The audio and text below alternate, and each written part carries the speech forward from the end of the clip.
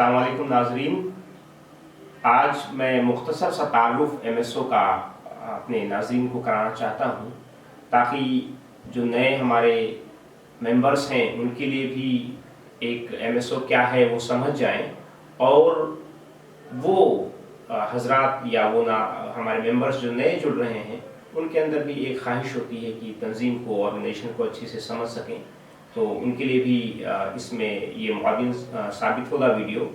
तो MSO Muslim student organisation of India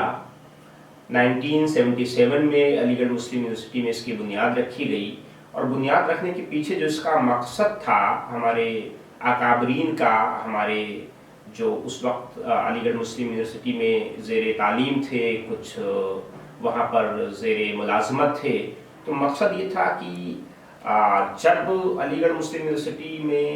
अहले सुन्नत वल जमात का अक़ीदा रखने वाला तलबा और तालिबात जो है वहाँ तालीम हासिल करने की गर्ज से यूनिवर्सिटी में दाखिल होते थे,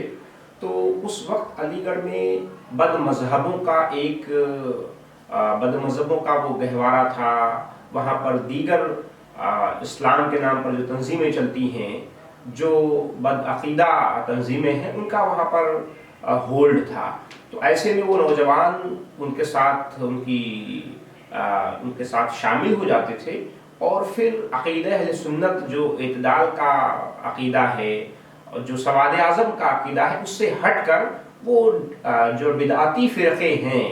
जो डेविएटेड सेक्ट्स हैं, उनके अंदर जाते थे। तो हमारे अकाबिरान ने इस चीज़ को, अकाबरीन ने महसूस किया और MSO की बुनियाद डाली, और उसके बाद MSO अलीगढ़ मुस्लिम यूनिवर्सिटी में ये पौधा लगाया, और आज अल्हम्दुलिल्लाह मुल्क के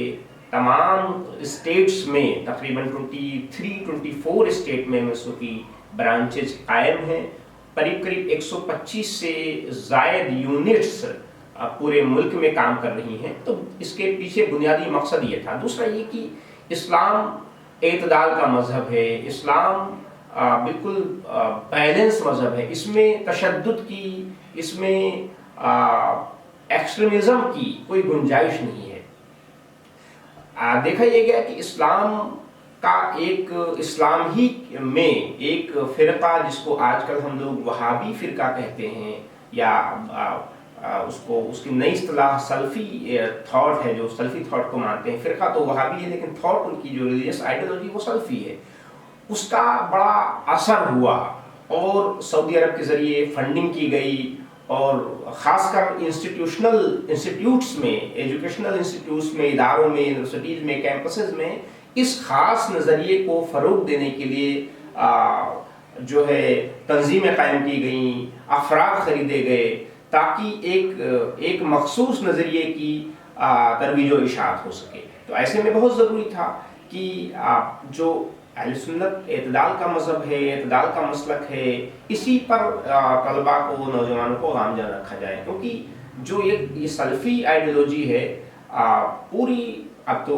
एविडेंसेज हैं, प्रूफ है इस चीज़ का कि जितने भी एक्सट्रीमिज़म, टेररिज्म या इस तरह की जो तशद्दुद की चीज़ें होती हैं, तो जितने ज़्यादा लोग इसमें इस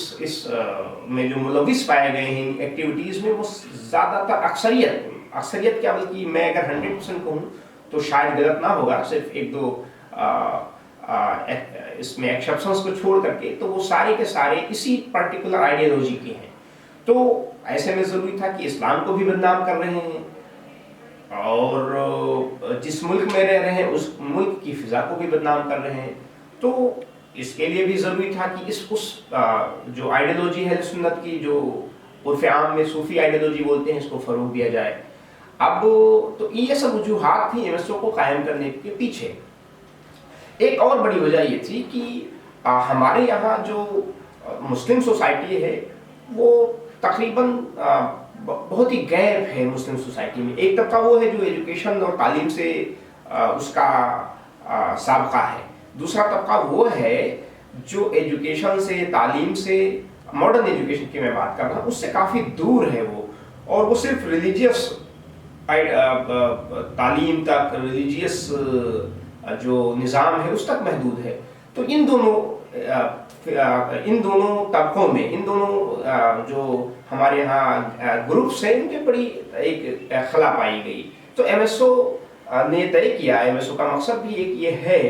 کہ جو ہمارے ہاں ریلیجیس گروپ ہیں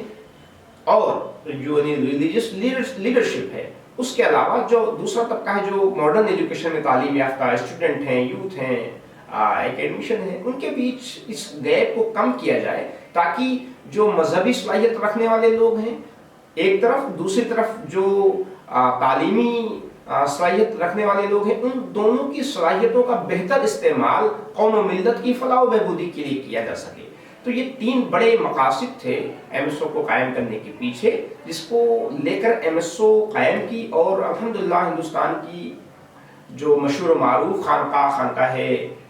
برکاتیہ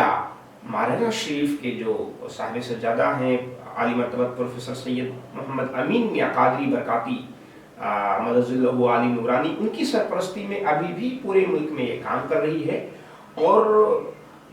اس کا یہ تو جنرل ایک انٹروڈکشن ہے ایم ایس او کا۔ اب اس کے کچھ ہمارے پرٹیکولر پروگرامز ہیں، ہمارے کچھ اسپیسیفک گولز ہیں کہ ہم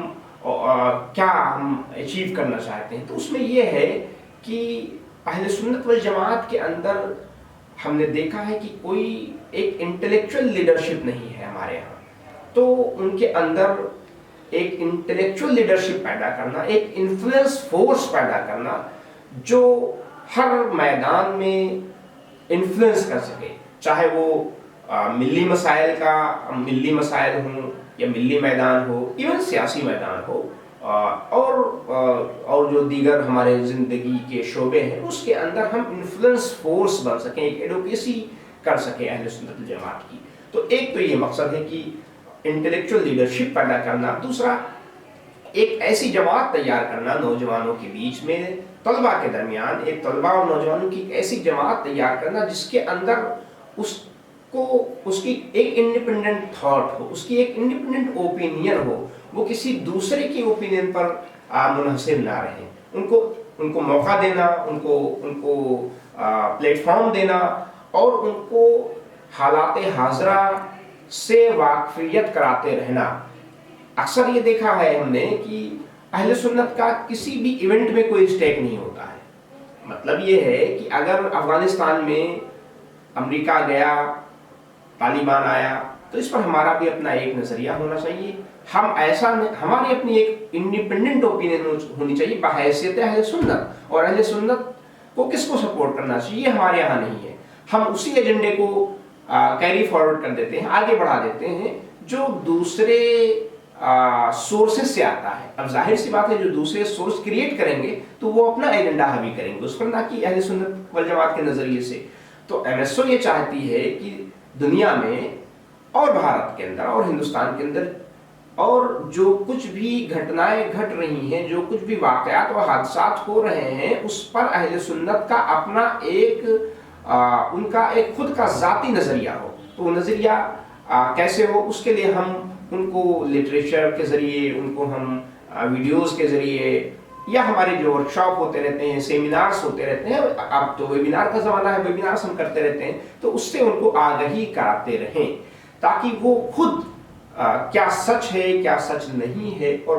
اوورآل اہل سنت کا کس میں فائدہ ہے اس کی طرف وہ بات کر سکیں اور اس کو وہ جان سکیں۔ اور دوسرا جو ہے ایم ایس او کا ایک اور اسی میں مقصد کہ تعلیم آج کے زمانے میں بہت ہی ایک اوزار اور ہتھیار کی طرح ہے۔ تو تعلیم کے میدان میں ہمارے نوجوانوں کو، ہمارے طلباء کو، ہمارے اسٹوڈنٹس کو آنا چاہیے، تو ان کی رہنمائی کرنا، کیریئر گائیڈنس کرنا، ان کا جو ہے کاؤنسلنگ کرنا کہ آپ نے اگر 12th کر لیا ہے تو اس کے بعد کیا کیا مواقع ہیں آپ کے پاس، کیا کیا اپرچونیٹیز ہیں، کن کن اسٹریم میں جا سکتے ہیں، کس میں بہتر مواقع ہیں، کس میں